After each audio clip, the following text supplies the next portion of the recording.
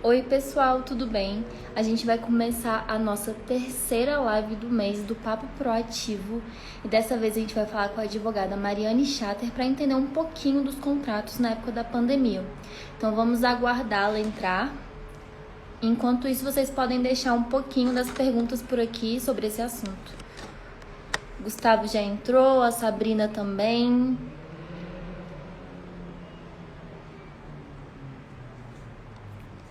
Vamos aguardar.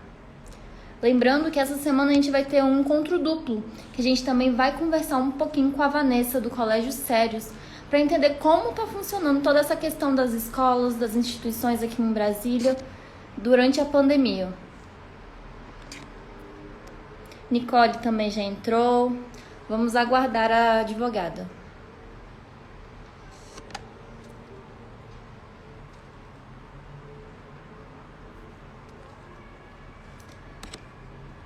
Para quem não conhece, o Papo Proativo ele há mais ou menos uns 8 anos. Então, já é um projeto bem antigo. A gente busca trazer novos temas todos os anos. Oi, Mari, tudo bem? Oi, Gabi, tudo bem? Boa noite. Tudo certinho por aqui. Pessoal, essa é a Mariane Chatter, do escritório Chatter Advogados. Para quem não conhece, ele fica localizado aqui em Brasília, no Lago Sul. Mari, você pode se apresentar para a gente, por favor? Bom, pessoal, como a Gabi já disse aí, meu nome é Mariane Chatter, sou sócia do escritório Chatter Advogados. Atuamos aí na área de direito empresarial, direito civil em geral. Vim aqui hoje participar aí a convite do pessoal da Proativa desse papo proativo, que traz um tema bastante interessante, muito relevante, né, Gabi? Pois é, dessa vez a gente vai falar um pouquinho sobre os contratos no período de pandemia. Então, para começar essa conversa, Mari, você pode falar para a gente um pouquinho dos contratos que foram mais afetados nesse período? Gabi, antes da gente começar, eu vou até já pedir desculpas aqui. Você sabe que nós advogados, nós temos esse vício da fala, né? Do famoso juridiquês. Então, se eventualmente eu trouxer alguma expressão ou alguma fala que não fique aí muito claro para você, pode me interromper, tá? Que eu vou me Com esforçar certeza. para tornar a nossa conversa mais didática possível. Beleza. Como eu acabei de dizer, esse tema proposto dos contratos na pandemia, ele é muito interessante. E ele é muito relevante porque ele impacta, certamente, a vida de muitas pessoas, de todos nós, né? Hoje nós estamos vivendo aí um momento de supercontratualização. Minha sócia, num artigo recém-publicado no Estadão, até trouxe uma expressão interessante. Nós estamos num momento de pan-contratualização das relações. Então, hoje a gente tem um instrumento formal para tudo, para o nosso contrato de trabalho, para os nossas relações familiares, você vê, né, os pactos de união estável. Então, é importante a gente ter em mente que, nesse momento de supercontratualização, esses contratos, até mesmo enquanto instrumentos de circulação de riqueza, de certa forma, estão sempre interligados, né?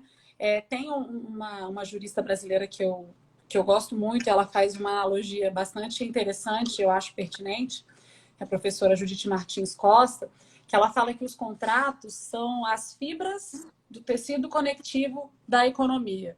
Então, isso reflete muito bem a forma como os contratos que inicialmente a gente pensa que estão ali vinculando a parte A e a parte B, tem efeitos que extrapolam os interesses dessas partes, né?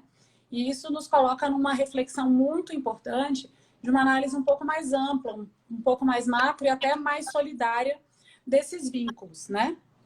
Então, aí respondendo a sua pergunta quanto aos contratos que foram afetados, eu acho que é difícil dizer um contrato que não tenha sido afetado. Em maiores ou menores proporções, de alguma forma, direta ou indiretamente, essas relações obrigacionais formalizadas através desses instrumentos tiveram algum reflexo aí em razão da pandemia.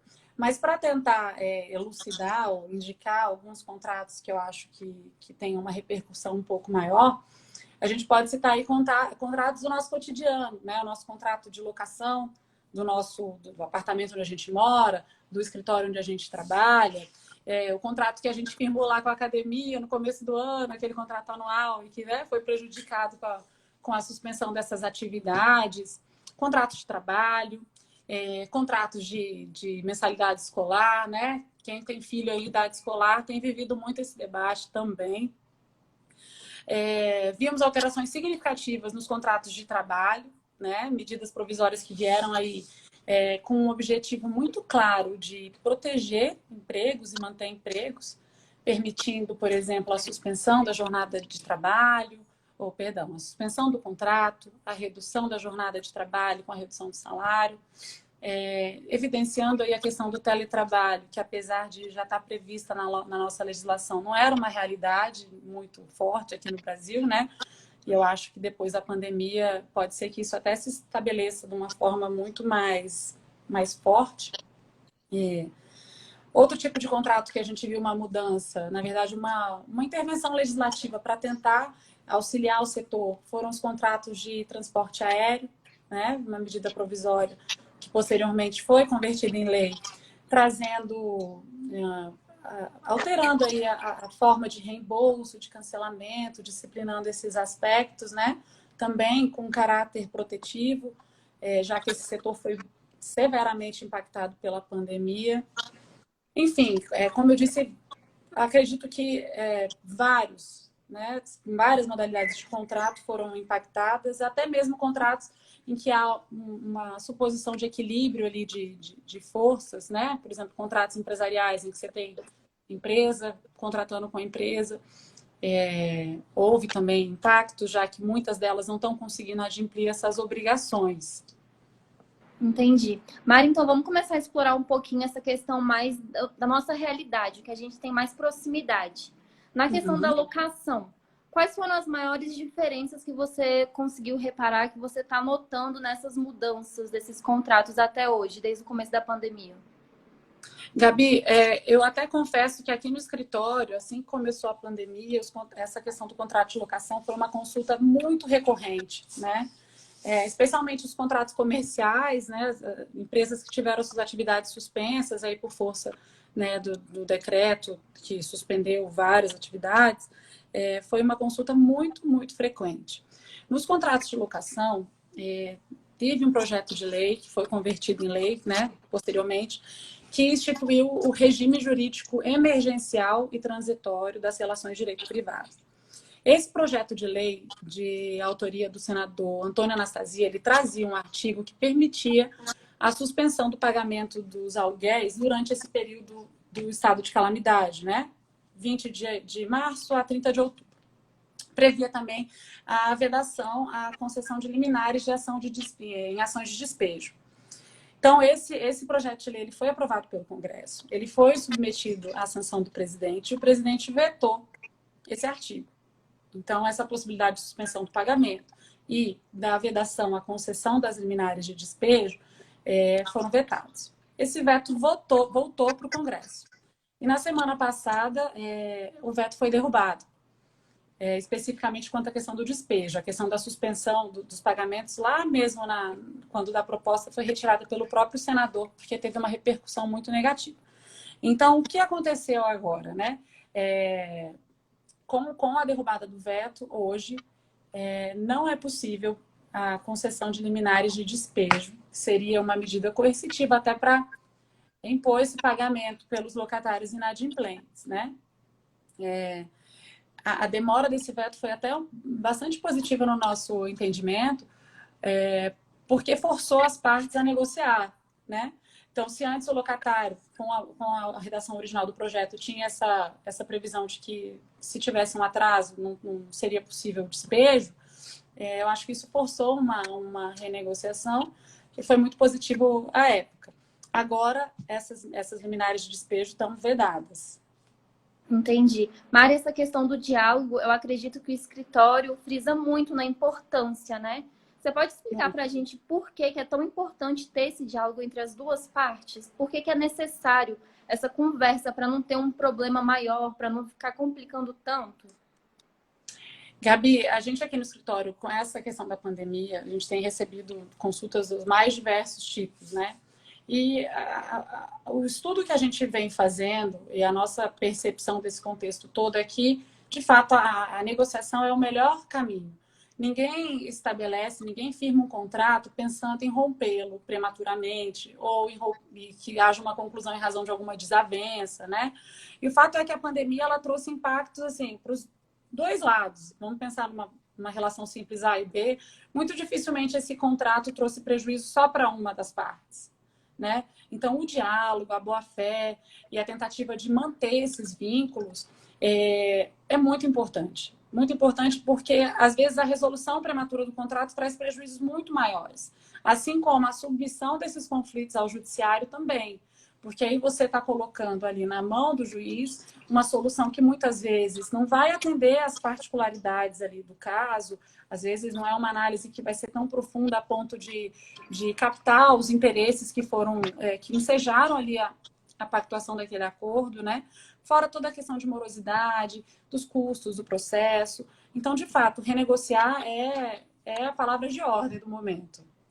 Perfeito. A renegociação foi muito debatida no sentido das escolas, né? Dos pais com as escolas.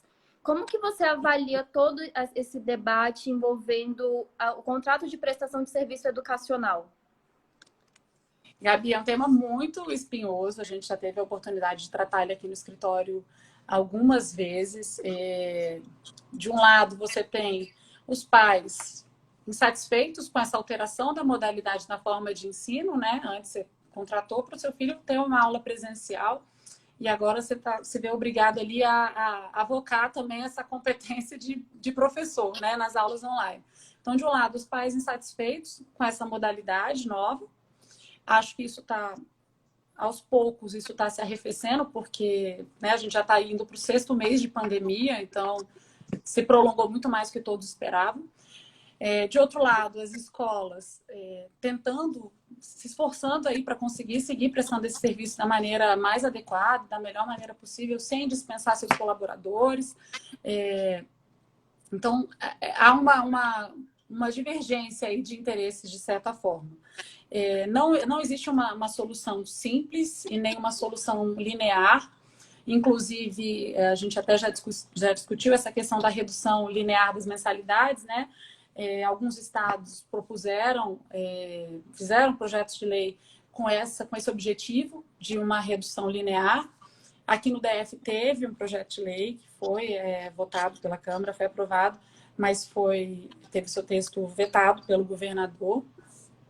Atualmente tem 4, acho que são 4, ao menos 4 ações diretas de inconstitucionalidade tratando da competência ou não desses estados para legislar sobre o assunto. Então, vê-se que o tema é muito controverso, seja pela divergência aí dos interesses das partes, né, dos fornecedores de serviços educacionais, dos consumidores, seja em razão dessa questão legislativa. E aí eu volto para a questão da renegociação, né? É importante que os pais insatisfeitos, né, ou que tiveram sua renda também aí reduzida, porque muitas famílias foram diretamente prejudicadas pela pandemia, tiveram redução de receita, procurem as escolas para tentar renegociar.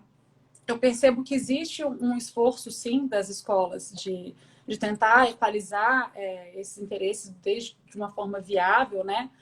Porque quando a gente pensa em escolas menores, a concessão irrestrita de descontos pode levar à bancarrota, demissão em massa, né? Fechamento, a gente já está vendo isso aqui no Distrito Federal.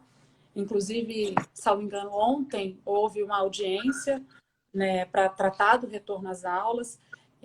Aparentemente teve um acordo, possivelmente essas aulas voltem a partir do dia 21 de setembro.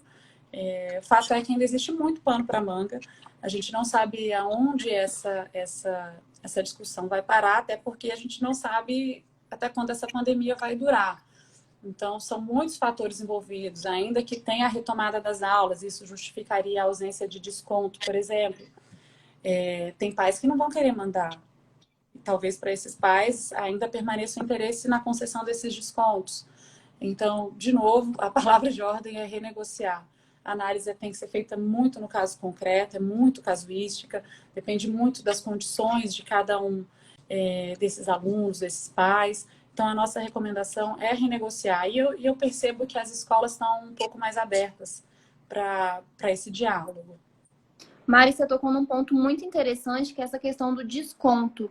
Será que agora, com a possível volta das escolas, ainda vai ter alguma movimentação dos pais para manter um valor mais baixo da mensalidade pela ausência do filho na instituição por algum período até agora? Ou você acha que a gente vai conseguir normalizar aos poucos esse assunto e as coisas vão voltar a caminhar lentamente? Como você avalia isso?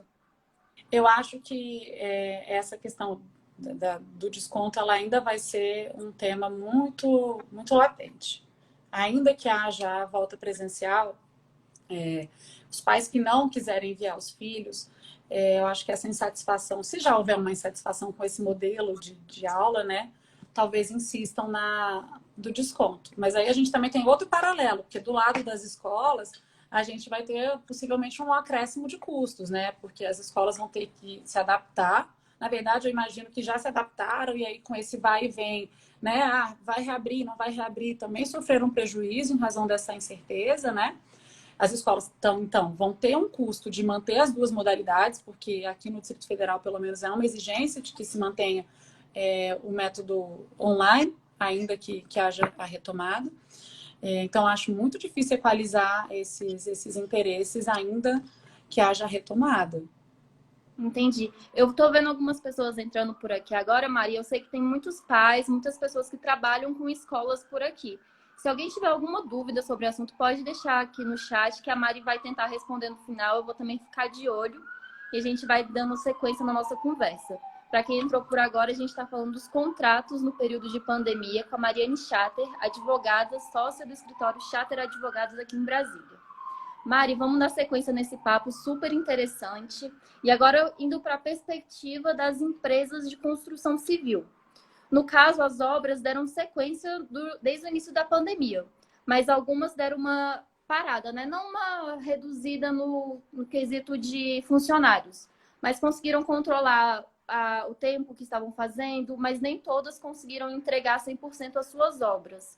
No caso dessas empresas que firmaram um contrato, e esse contrato foi feito antes da pandemia, e o imóvel não foi entregue, elas podem justificar o atraso por conta do coronavírus ou não? Gabi, novamente a gente volta para aquela questão do caso a caso, né? A gente não consegue dar uma solução única para esse tipo de situação, até porque o momento que a gente está vivendo é absolutamente extraordinário. Então, o setor da construção civil ele sempre foi um pouco sensível, né, quanto a essa questão de prazo, de cumprimento. Tanto é que em 2018 veio aí a lei do distrato tratando dessa questão de atraso de entrega de obra, tratando, por exemplo, também da possibilidade desses contratos preverem uma cláusula de tolerância. Então, em regra, as construtoras têm como prever ali no contrato delas um prazo adicional, sem que isso enseje a resolução do contrato pelo consumidor. Então, vamos imaginar no seguinte caso, assim, determinado município havia um empreendimento sendo construído e, em razão, por exemplo, da suspensão das atividades, a construção civil não foi incluída como uma atividade essencial, por exemplo, e essa obra teve que ser paralisada. Ou então, um determinado fornecedor de produtos essenciais, de insumos essenciais à construção, não pôde cumprir aquela obrigação, e, em razão disso, a obra sofreu um atraso. Então, eu acredito que se a construtora, incorporadora, trouxer provas robustas de que aquele atraso se deu em razão da pandemia por conta dessas impossibilidades a qual ela não deu causa, eu acredito que sim, é possível, ainda que o contrato tenha sido firmado antes da pandemia, que ela consiga justificar o atraso. Mas, repito, isso é muito na análise do caso concreto, do acervo probatório que a construtora e a incorporadora têm para justificar. É claro que nos contratos dessa natureza a gente espera uma previsibilidade maior, uma adequada alocação de riscos, inclusive a própria cláusula de tolerância vem para abarcar esse tipo de situação, né, imprevisíveis, mas fato é que a pandemia ela ultrapassou o imprevisível, né? Eu acho que ninguém imaginava que a gente viveria um momento desses com essa magnitude e essa extensão, né, da pandemia. A gente está indo, como eu disse, para o 6º mês. Então, eu acho que é possível, mas depende muito da análise do caso concreto. Entendi. Então, no caso, o contrato é uma coisa muito individual. Como você está falando, tem que analisar caso a caso. Será que a gente tem que ter uma visão mais de renegociação, já deixando ali a possibilidade de fazer alguma alteração naquele contrato? Será que a pandemia trouxe esse olhar para a gente, esse cuidado especial? com certeza, Gabi. Eu acho que talvez seja uma das reflexões mais importantes assim, no âmbito do direito contratual que a gente tem que fazer. A gente tem uma teoria, a teoria do nosso direito contratual, ela está muito embasada na força vinculante dos contratos, no tal pacta sunt servanda. Mas essa força vinculante, ela também sofre uma relativização por uma outra cláusula implícita, denominada rebus sic stantibus, que traz essa ideia de que, enquanto as condições nas quais o contrato foi pactuado estiverem presentes, aquele acordo, aquele ajuste é válido. Havendo uma excepcionalidade que altere as bases desse contrato, o Código Civil prevê, sim, possibilidades de revisão e de resolução contratual. A gente tem alguns institutos, por exemplo, a Força Maior, que a gente tem se ouvido muito aí, né, por conta da pandemia, que seria um evento de força maior, um evento imprevisível, irresistível, que justificaria, por exemplo, um descumprimento, uma revisão, a desoneração do devedor. A gente tem alguns institutos, sim, para justificar uma revisão. Mas fato é que, mais do que nunca, a pandemia trouxe para a gente a necessidade de nos pautarmos aí pela boa-fé objetiva, pela lealdade que a gente tem que guardar enquanto contratantes. São deveres que estão expressos no nosso Código Civil, mas que às vezes são um pouco minimizados, né? Então, essa questão da renegociação e da previsão expressa em contrato, ela é muito relevante mesmo. Inclusive, contratos internacionais já trazem cláusulas específicas acerca disso. E voltando aí para a força vinculante dos contratos, se a gente tem isso previsto em contrato, o dever das partes se negociarem, a execução desse tipo de obrigação é muito mais tranquila, né? Hoje há uma discussão muito latente no meio jurídico acerca da existência ou não de um dever legal de renegociar. Esse dever legal, para quem defende essa tese, estaria pautado na boa-fé objetiva, justamente na boa-fé das partes, que, verificando uma situação excepcional, que altere ali as bases daquele negócio, deveriam ter o dever de sentar e tentar renegociar. E aí, não sendo possível, aí parte-se para uma segunda hipótese, para uma judicialização. É uma tese muito controversa, mas reforça essa reflexão que você sugeriu, esse novo olhar, né, de que os contratos têm que estar, os contratantes têm que estar voltados para a preservação do negócio, para a conclusão, para um cooperativismo, entende? Entendo. Mari, você mencionou uma coisa interessante na sua explicação agora, sobre a força maior. A gente vê muito nas reportagens, tanto em jornal, revista, na TV, essa questão da força maior, que está sendo aplicada agora na pandemia. O que mais entraria nesse conceito dentro dos contratos? A força maior, eu até acredito que a pandemia se encaixe no evento de força maior. Existem outros institutos, como eu te disse, que não me parecem aplicáveis, mas a força maior, ela tem como fundamento, a partir da ocorrência desse fato inesperado, desobrigar as partes. Então, o devedor que consegue justificar ali que não cumpriu a sua obrigação contratual em razão da força maior, ele tem a possibilidade de afastar ali as penalidades. Agora, a questão toda aqui também é verificar se a gente está diante de um evento de força maior que traz uma impossibilidade definitiva de cumprimento do contrato ou uma impossibilidade temporária. E aí a gente volta para a análise do caso concreto, porque tem contratos que a pandemia não vai tornar aquela obrigação impossível definitivamente, mas vai demandar a suspensão do seu cumprimento. Entendi. Né? Uhum. E, Mari, qual dica você daria para quem está fechando contratos agora? Seja locação, seja estudantil, independente do contrato, como você deixaria um conselho, assim, de uma atenção especial? Porque a gente está passando por um momento atípico. Então, a gente tem que ter o olhar um pouquinho mais cauteloso e a longo prazo também, né? Qual conselho você daria para quem está nos assistindo? Gabi, o meu conselho é ter no contrato expressamente prevista essa questão da renegociação. né? E, se possível, prever em que molde essa renegociação se daria. Nós temos, por exemplo, como eu disse, cláusula escalonada, então tem contratos, talvez os contratos mais complexos, que já prevêem isso, de que havendo alguma alteração ali não prevista pelas partes, alguma alteração que desequilibre o contrato, que haja, por exemplo, a tentativa de uma conciliação prévia ou de uma mediação antes da judicialização desses conflitos. A ideia é, na minha opinião, que nós, especialmente nós advogados, consigamos construir um caminho de contratos um pouco mais dinâmicos e mais cooperativos, prevendo a possibilidade de renegociação quando houver, de fato, um equilíbrio, um desequilíbrio, né? Como disse, existem mecanismos aí muito interessantes para que a gente inclua nesses instrumentos. É importante que isso esteja muito claro no contrato.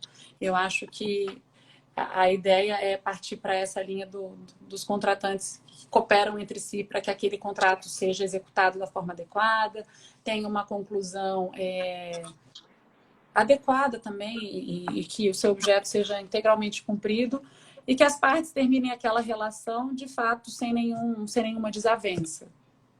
Entendi. Mari, a gente está chegando no finalzinho da nossa conversa, mas quero agradecer aqui a presença de todo mundo, do Flávio, da Ana Paula, Renato, Aline, todo mundo que está participando aqui com a gente, assistindo. Eu acho que foi super esclarecedor, não teve juridiquês, teve aquela questão...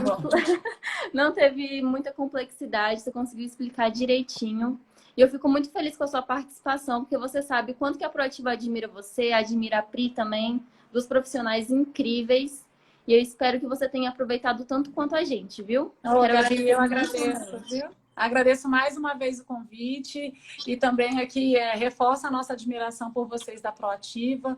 São profissionais extremamente competentes, super atualizados. Parabéns, viu?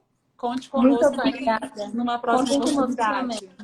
Obrigada, pessoal, por participarem. E não se esqueçam que essa semana a gente tem dose dupla. Vai ter mais um encontro do Papo Proativo para finalizar com chave de ouro, falando especificamente das instituições de ensino. Então, a Mari falou um pouquinho aqui sobre os contratos, então é até bom que a gente fique aqui na cabeça e lembre disso no bate-papo que a gente vai ter quinta-feira. Vai ser no mesmo horário, eu espero todos vocês, viu? Beijão, muito obrigada. Tchau, tchau, Mari. Boa noite. Boa noite.